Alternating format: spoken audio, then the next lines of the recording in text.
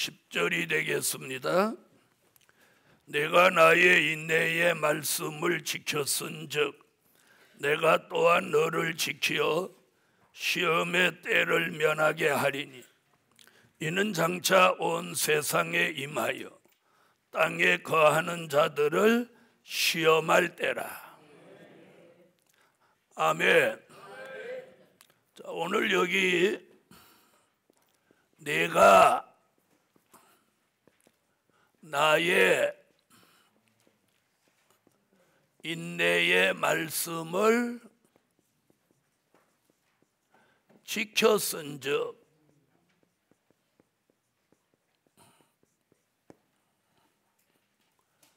나도 너를 지켜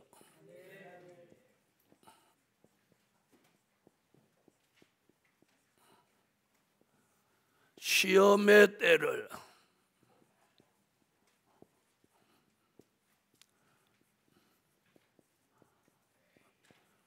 면하게 하신다. 이게 오늘 빌라델비아 교회에 주신 약속입니다. 주님의 말씀을 지키고 주의 이름을 배반치 않는 빌라델비아 교회같이 다윗의 열쇠를 받은 종에겐 구절같이 환난시대 사랑을 주시고 10절같이 무슨 인내를 주셔서 욥 같은 인내를 주셔서 욥 같은 인내는 몇 가지로? 세 가지. 참는 인내, 견디는 인내, 기다리는 인내. 그 인내를 가지고 이 예언의 말씀을 지켰은즉, 지킨다는 얘기는 말씀을 드렸죠. 지켰은즉 나도 너를 지키어. 주님이 지켜주시는 종. 우리는 오늘 주님이 지켜주시는 종으로 살아야 돼. 이 말은 뭐냐? 공의가 시행된다. 공의가 시행된다. 자, 너희가 나의 인내의 말씀을 지켰은즉 나도 너를 지킨다. 그러면 말씀을 안 지키면, 말씀을 안 지키면 나도 너 안 지킨다. 그런데 똑같은 말인데 주님이 이렇게 긍정적으로 하셔요. 우리는 말을 반대로 해요. 너가 내 말을 안 지키면 나도 너 안 지켜. 이렇게 말을 해요. 무슨 말인지 아세요? 그러니까 우리는 그렇게 말하니까 듣기가 거북한 거야. 주님은 이렇게 말씀해. 네가 나의 인내의 말씀을 지켰은즉 나도 너를 지킨다. 같은 말이죠? 근데 우리는 뭐라고 그래? 네가 내 말을 안 들으니까 나도 네 말 안 듣는다. 이렇게. 하나님은 언제나 주님은 긍정적으로 말씀하시는.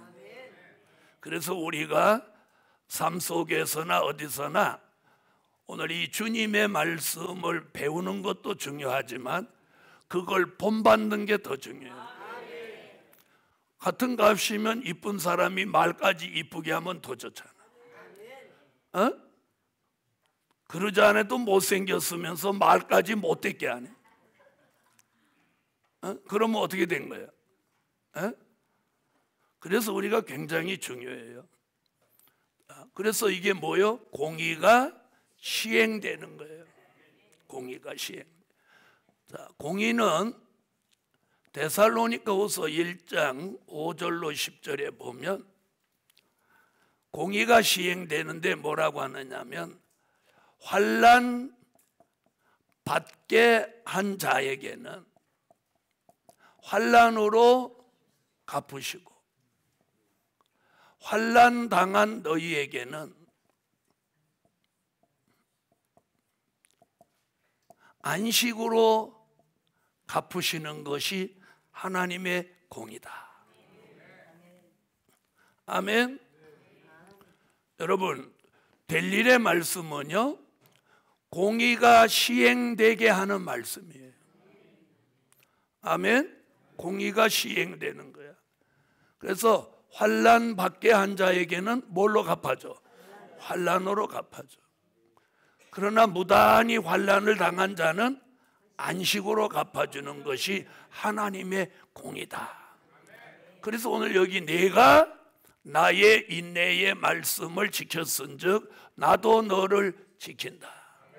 그래서 주님이 지켜주는 종이 돼야 돼. 자, 주님이 지켜주신다는 말이 뭐냐? 하나님의 보호입니다. 아멘. 우리는 이제 하나님의 보호 속에 살아야 됩니다. 하나님의 보호 속에 살아야 됩니다.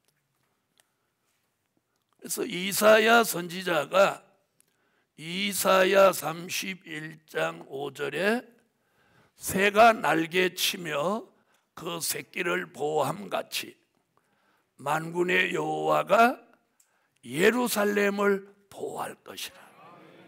그래서 이 하나님 임마누엘 날개를 이렇게 펴서 그 날개 아래 우리를 보호하시는 거예요. 보호하시는 거예요. 그래서 주님이 지켜주시는 종, 그게 뭐예요? 하나님의 보호가 있는 종. 여러분, 이제는 하나님의 보호가 있어야 돼요. 그래서 주님이 지켜주시는 종이라야 피해받지 않아요. 우리는 피해받지 않는 삶을 살아야 돼요. 피해받지 않는 삶. 피해받지 않는 삶을 살아야 돼요. 자, 그래서 오늘 이 요한계시록 예언의 말씀을 욥 같은 인내를 가지고 지킨 사람 주님이 지켜서 요 시험의 때를 면하게 하리니.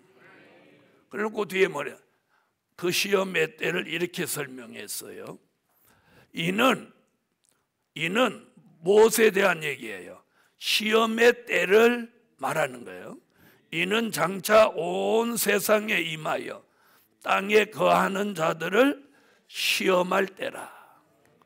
자, 앞으로 이 시험의 때가 언제 오냐면 요한계시록 13장에 오는 거예요. 13장 11절로 18절. 자, 이게 무슨 말이냐면 거짓 선지자가 나와서 무슨 일을 하냐면 우상을 만들고 그 우상에게다 절하게 하고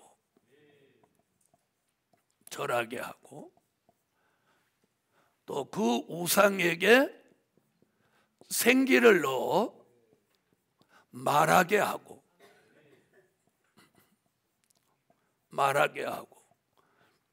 또 무슨 일을 하냐? 이마와 오른손에 짐승의 표를 받게 하는 거예요.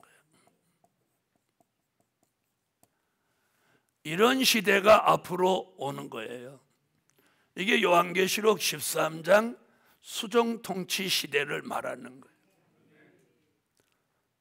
우리는 이런 시대에 들어가면 안 되는 거예요.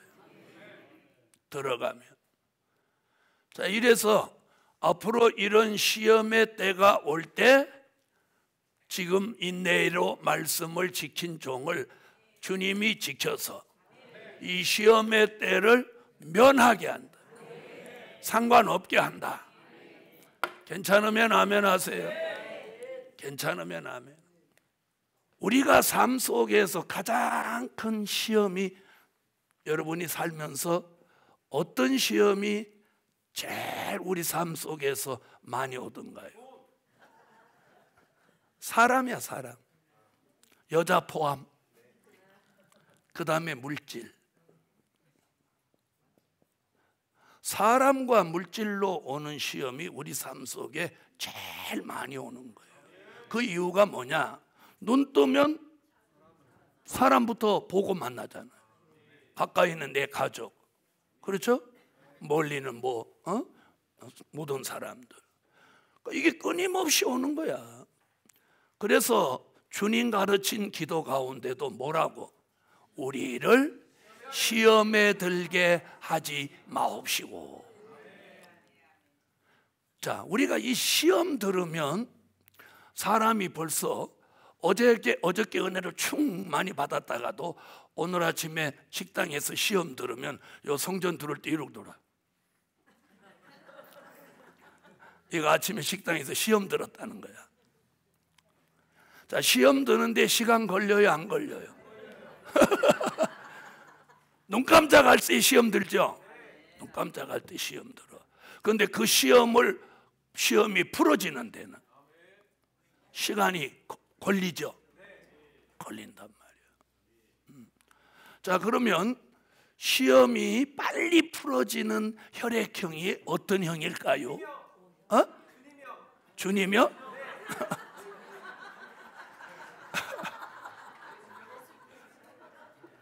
내가 지금 예수형 얘기하냐? 자, 시험이 빨리 풀어지는 혈액형이 뭐 같아요? 아이고, 그래요. O형이에요. O형은 시험 들기보다는 시험을 잘 주는 쪽의 사람이야. 시험을 받기보다는 잘 줘. 그리고 자기는 시험 준지도 몰라. 그래가지고 바로 돌아서 갖고 왜 그래? 집에 왜 그래 나한테? 그러면 시험 한 번 들면 오래오래 가는 형이 뭘까요? 아이고, 그래요. 그러면 A형하고 O형하고 살면 어떻게 될까요? 에? O형하고 A형하고 살면 어떻게 돼요?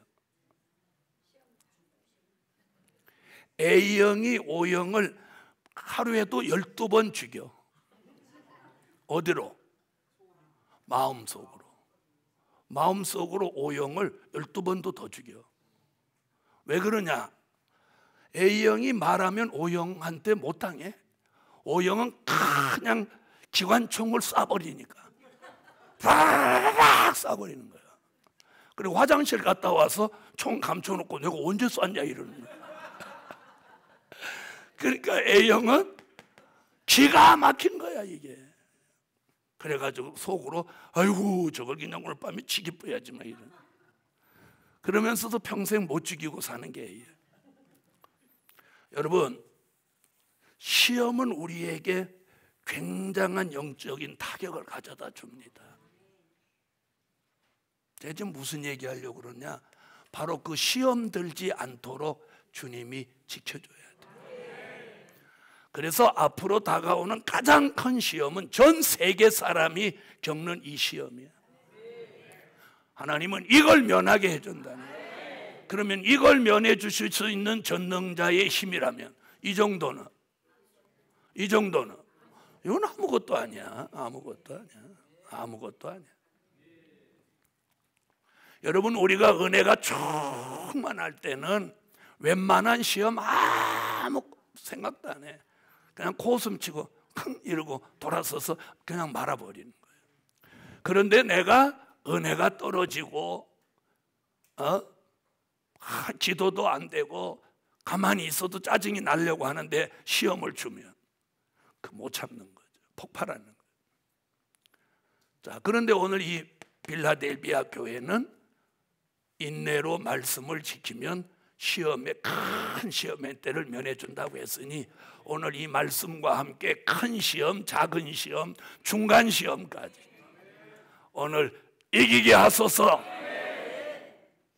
할렐루야. 그래서 오늘 시험을 이기는 종 나오라.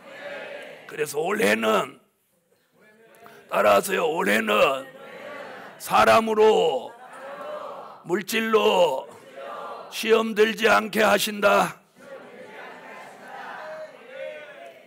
이게 오늘의 주시는 은혜예요. 은혜가 충만했다가도 시험에 빠지면 은혜를 한 번에 쏟아버립니다. 한 번에 쏟아버려. 그래서 시험 들어서 쏟아버린 은혜는 그게 다시 회복하기가 참으로 어려워진 거예요. 그래서 올해는 시험 들지 않도록 주께서 지켜주시기를 소망합니다. 할렐루야. 자, 그 다음 보세요. 11절. 내가 속히 임하리니. 자, 그러면 이게 뭐예요? 내가 속히 임하리니. 뭘 지금 말하는 거예요? 주의 재림이죠. 주의 재림을 지금 말씀하는 거예요. 내가 속히 임하리니. 주의 재림. 내가 주님이 재림이 속히 온다. 자, 내가 속히 임하리니 내가 가진 것을 굳게 잡아. 자, 내가 가진 것. 자, 그럼 이 빌라델비아 교회가 가진 게 뭐예요? 말씀. 무슨 말씀? 예언의 말씀, 또 될 일의 말씀.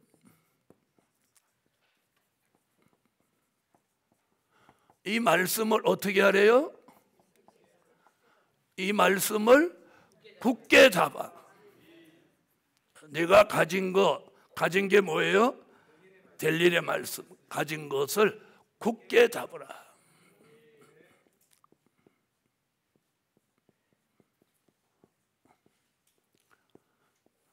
자, 그럼 이게 무슨 말이에요? 이게 무슨 말이냐면 말씀의 줄을 놓지 마라.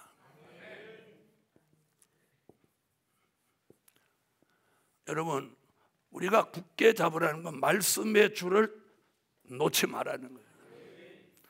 그걸 스가랴 4장 10절에는 다림줄이라고 합니다. 이 시대에 주신 예언의 말씀, 될 일의 말씀은 스가랴 4장 10절에 스룹바벨이 손에 잡고 있던 뭐야? 다림줄과 같은 거예요. 다림줄이 뭐냐? 자, 이런 게 다림줄이에요. 이 다림줄은 뭐냐? 수직을 보는 기준인 거예요.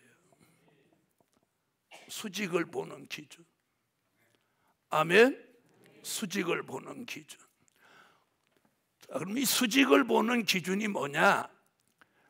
스룹바벨은 손에 이 수직을 보는 기준을 가지고 스룹바벨 성전 건축을 감독했어요. 돌이 반듯하게 쌓졌는지, 미장이 반듯하게 됐는지, 기둥을 반듯하게 세웠는지 이걸 갖다가 딱딱 보는 거예요.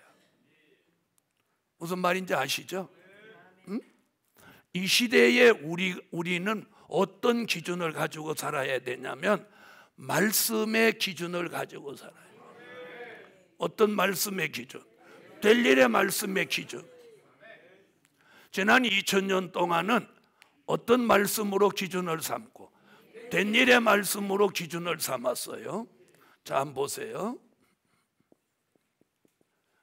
자, 율법 시대의 기준은 모세오경이에요. 모세오경은 뭐예요? 창, 출, 레, 민, 신. 창세기, 출애굽기, 레위기, 민수기, 신명기. 이게 기준이에요. 율법의 기준. 자, 그 다음에 은혜 시대의 기준은 뭐냐? 오늘 잘 보세요. 사복음서예요. 사복음서. 그 다음에 로마서, 사도행전. 그리고 바울서신이에요.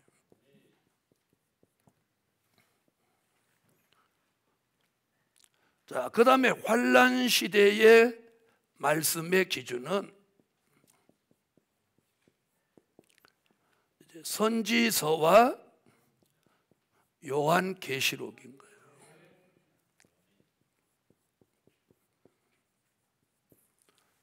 지금 제가 뭐라고 했어요? 기준이라는 말을 썼어요. 자, 그럼 들어보세요. 율법 시대가 지나갔죠. 그런데 율법 시대에서는 모세 오경이 그 시대의 기준이에요. 기준이라는 말은 모든 신앙의 기준, 삶의 기준, 모든 영적인 목적의 기준이 여기에 부합되게 살아야 되는 거예요. 알아들으셨죠? 여기에 부합되게 살아야 돼요. 근데 율법 시대가 지나고 은혜 시대가 되면 요 말씀에 또 부합되게 살아야 돼요. 알아들으셨어요? 자, 그럼 들어보세요. 지금 육적인 이스라엘 유대인이 틀린 이유가 뭐냐면 이걸 기준하지 않고 하나님의 아들 예수 그리스도가 이 땅에 오셨다가 가셨는데도 막론하고 여기에 기준을 두고 산단 말이에요. 알아들으셨어요? 자, 그러면 모세 오경의 기준을 두고 살면 뭐를 해야 되냐면 제사를 드려야 돼요. 제사. 그렇죠? 속죄제, 희생제, 속건제, 화목제, 제사의 유형이 많은 거예요. 제사를 지내는 거예요. 그런데 지금 히브리 민족은요 난제에 빠져 있어요. 난제에. 솔로몬 성전이 무너지고 스룹바벨 성전, 스룹바벨 성전이 무너지고 헤롯 성전, 헤롯 성전이 무너지고 이스라엘은 성전이 없어요. 성전만 없는 게 아니고 제사장이 없는 거야. 자, 제사를 지내려면 세 가지가 부합돼야 제사가 완성되는 거예요. 첫째는 성전이 있어야 돼요. 제단이 있어야 되니까. 그 다음에 제사장이 있어야 돼요. 그 다음에 제물이 있어야 돼요. 그런데 이스라엘에 뭐 재물은 넘쳐나는데 성전도 없고 제사장도 없는 거예요. 그래서 지금 유대인들이 제3의 성전이라는 걸 지려고 하는 거예요. 그래서 그런 영화가 한국에도 상영이 되기도 했어요. 제3의 성전. 그래서 예루살렘에다가 지금 성전을 다시 건축하려고 하는데 유대인들이 돈이 많잖아요. 그러니까 성전 짓는 건 솔로몬 성전보다 더 화려하게 질 수도 있어. 돈은 넘쳐나니까. 그런데 문제는 성전을 지어놔도 제사 드릴 제사장이 없다는 거예요. 자, 율법은 지킬 수 있는데 제사를 못 지내니까 이거 율법의 의미, 핵심이 없는, 핵이 없는 거예요. 핵심이 없는 거예요. 잘 들어보세요. 그래서 로마서 11장을 보면 마지막 때에 이방인 가운데 충만한 수가 나오기까지 이스라엘을 완악하게 둔다는 거예요. 그리고 마지막에 가서 로마서 11장을 들여다보면 얼마를 구원한다. 유대인의 얼마를 구원한다. 그런데 지금까지 된 일의 말씀을 전하는 많은 신학자들은 육적인 이스라엘의 회복을 말하고 있단 말이에요. 무슨 말인지 어디에 근거해? 마태복음 24장 무화과 나무의 비유. 근데 그게 그 뜻이 아니라는 거예요. 무화과 나무 잎이 무성하거든 너희가 여름이 온 줄 알아라. 그 얘기예요. 그런데 이스라엘의 국가, 우리나라 국가는 뭐예요? 무궁화죠? 이스라엘은 무화과라는 거예요. 그 무화과 나무 잎이 무성해지는 게 육적인 이스라엘 회복이다 이렇게 보는 거야. 저는 그거 아니라는 거지. 무화과 나무 잎이 무성해지면 여름이 가까워 오는 것 같이 마태복음 24장은 종말이 가까워 오는 걸 예시한 장이란 말이에요. 무슨 말인지 알겠어요? 육적인 이스라엘 회복 안 되는 거예요. 로마서 11장에 로마서를 기록한 바울이 로마서 11장에 그렇게 말해놨어요. 원 가지를 꺾어 두어서 감람나무 진액이 올라가지 못하기 때문에 그들이 완악해지고 예수가 안 믿어지는 거다. 그 축복이 어디로 왔냐? 이방으로 넘어온 거예요. 자, 그럼 보세요. 그럼 이제 율법 시대가 지나고 은혜 시대가 왔는데, 은혜 시대가 왔다는 건 하나님의 아들 예수가 사람의 몸을 입고 이 땅에 오셔서 인류의 죄를 대속하여 십자가에 돌아가심으로 이제 은혜 시대가 된 거예요. 네? 그래서 히브리 9장 12절로 14절에 뭐라고 하느냐면, 황소의 피나 염소의 피로 하지 아니하고 어린 양 예수 그리스도의 보배로운 피로 영원한 속죄를 이루었다. 그래서 예수님이 단번에 들이심 받아요. 그러니까 뭘 더 잡을 필요가 없어. 양 잡고 소 잡을 필요가 없어. 양 잡고 소 잡을 필요가 없으면 누구도 필요 없어. 그렇지. 제사장도 필요 없어. 제사도 필요 없어. 그래서 예수님이 뭐라고 했어요? 내가 율법을 폐하러 온 줄 아느냐? 완전케 하러 왔노라.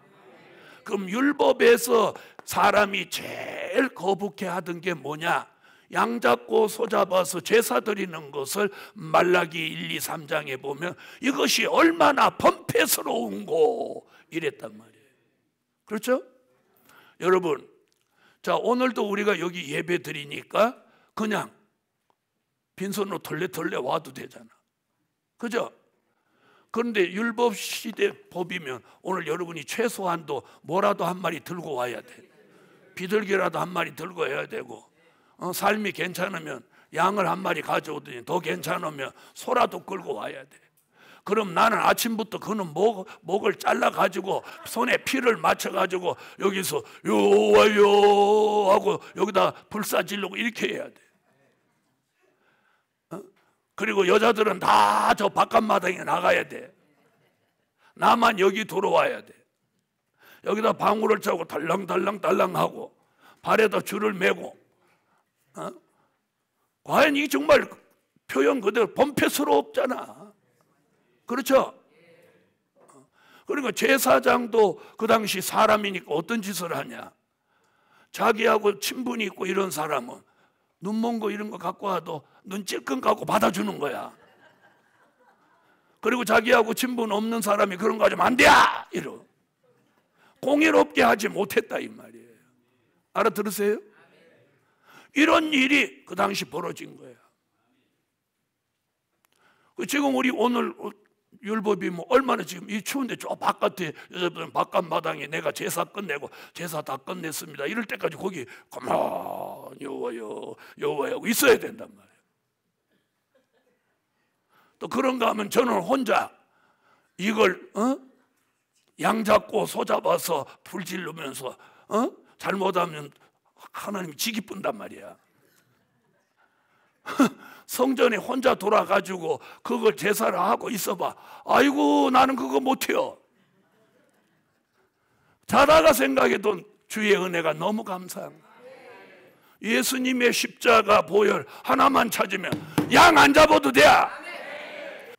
그래 얼마나 감사해. 그게 은혜 시대예요. 예수 십자가 그러면 죄사함 받는. 양 잡고 소 잡지 않아도 돼.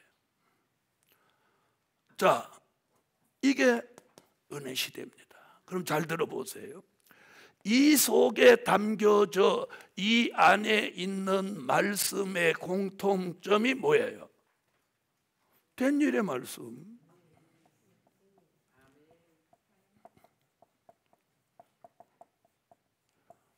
자 보세요.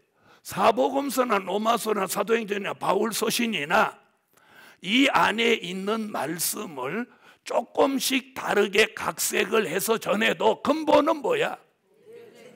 근본은 된 일의 말씀이라는 거예요. 아시겠어요? 자 그럼 들어보세요. 그럼 이제 환란 시대에 선지서와 요한계시록은 뭐예요? 근본이 될 일의 말씀이야. 될 일. 될 일의 말씀.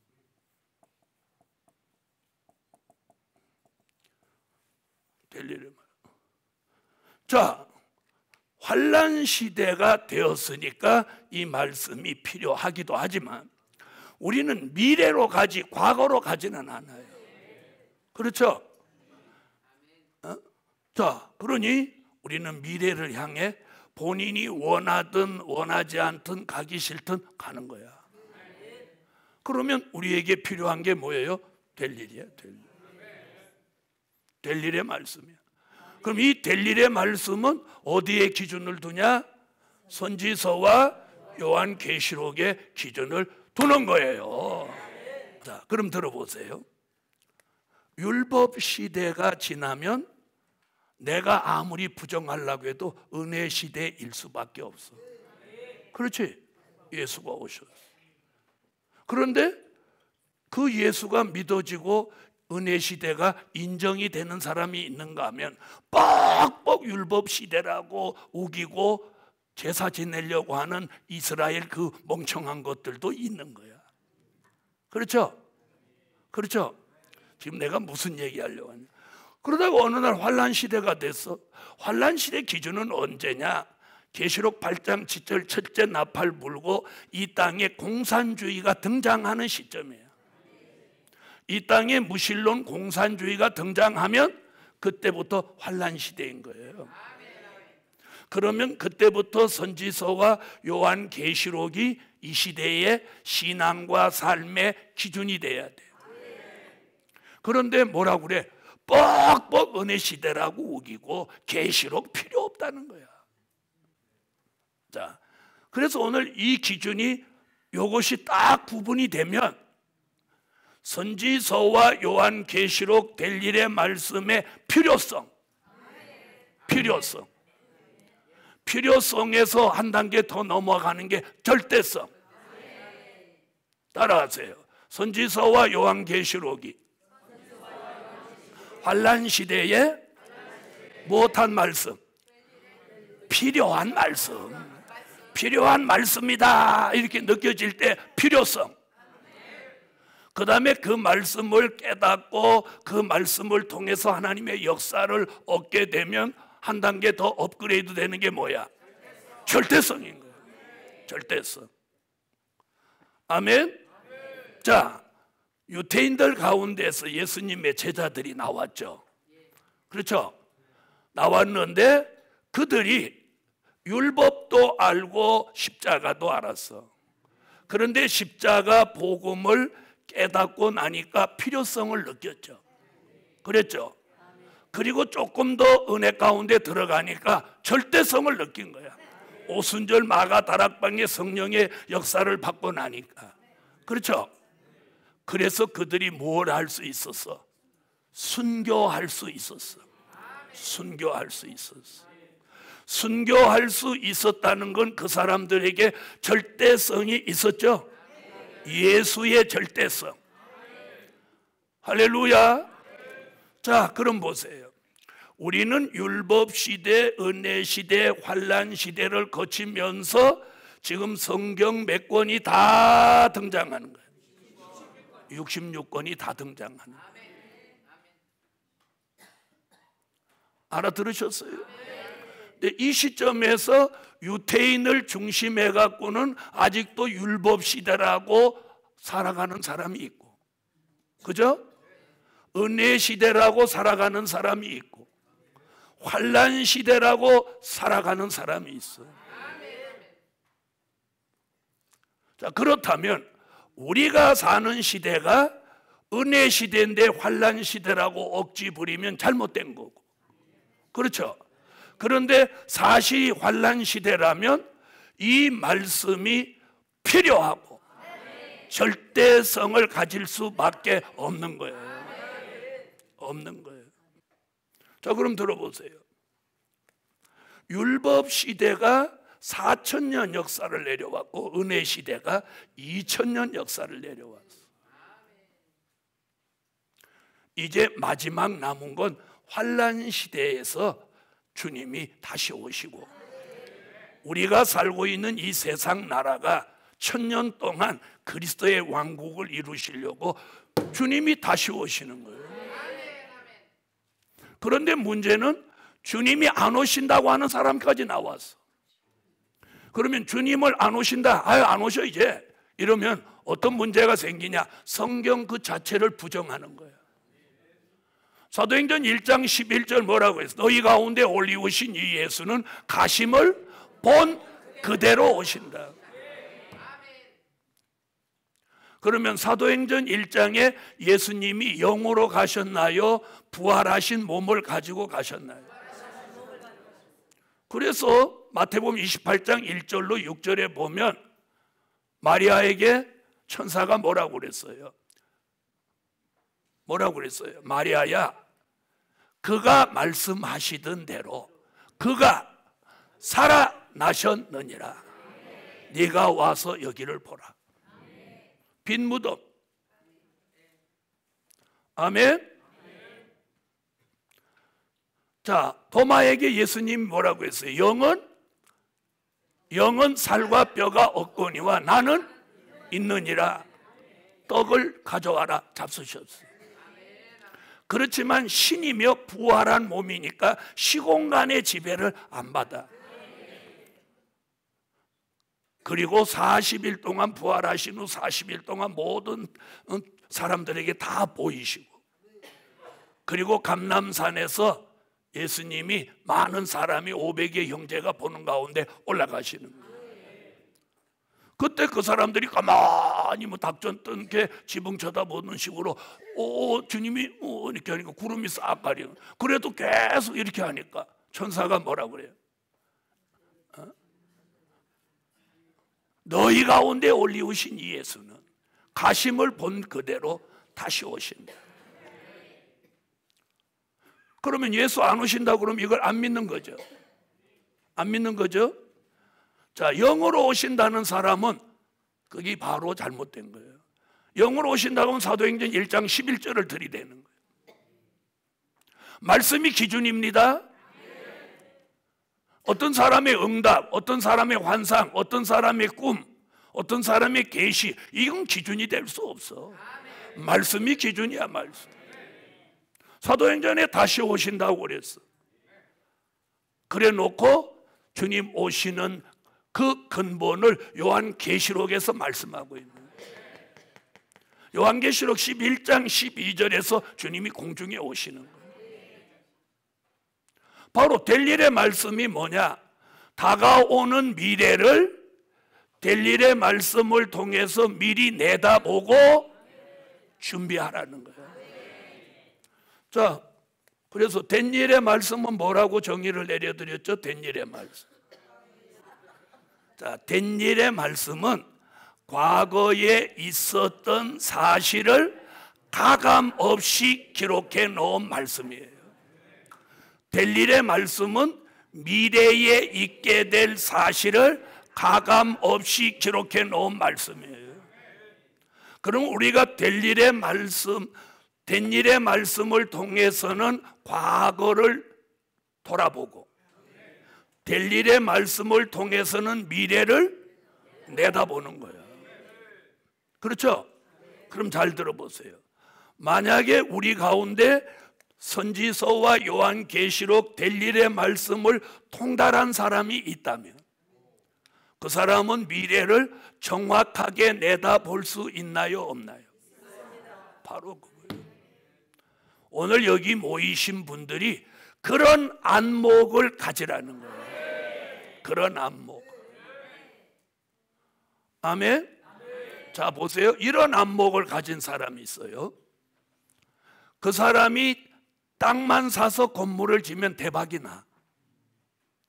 왜 그럴까요? 보는 안목이 있어서 그런 거죠. 그런데 어떤 사람은 땅 사갖고 건물 지어놓으면 10년 가도 새가 안 나가. 왜 그런 거야? 안목이 없어서 그런 거야. 안목이 없어서 그런 거야. 사업을 해도 안목이 있는 사람은 사업만 하면 대박이 나. 그런데 안목이 없는 사람은 사업만 하면 쪽박을 차. 그거 왜 그래? 뒷북치는 사업을 하니까 그런 거예요. 제가 무슨 얘기예요? 우리도 미래지향적인 신앙을 가지라는 거예요. 된 일의 말씀 갖고 뒷북 치지 말고 될 일의 말씀을 무장해서 미래를 내다보고 준비하고 대비하고 나가라는 거야. 내 말이 맞아요, 안 맞아요? 맞죠? 우리는 미래를 향해 가고 있어요. 이제는 미래를 내다보는 안목을 가지라는 거예요. 그런 안목을 우리에게 알려주는 말씀이 될 일의 말씀이고, 될 일의 말씀이 기록된 말씀이 선지서와 요한계시록이라고. 그러면 보세요. 된 일의 말씀을 전하는 데가 비전이 있겠소? 될 일의 말씀을 전하는 데가 비전이 있겠소? 그렇죠? 자, 우리 시대에 이제 뭐가 중심이 돼야 돼? 될 일의 말씀이 중심이 돼야 된다. 그래야 비전이 있는 거야. 감사 예물 올렸습니다. 주님 감사.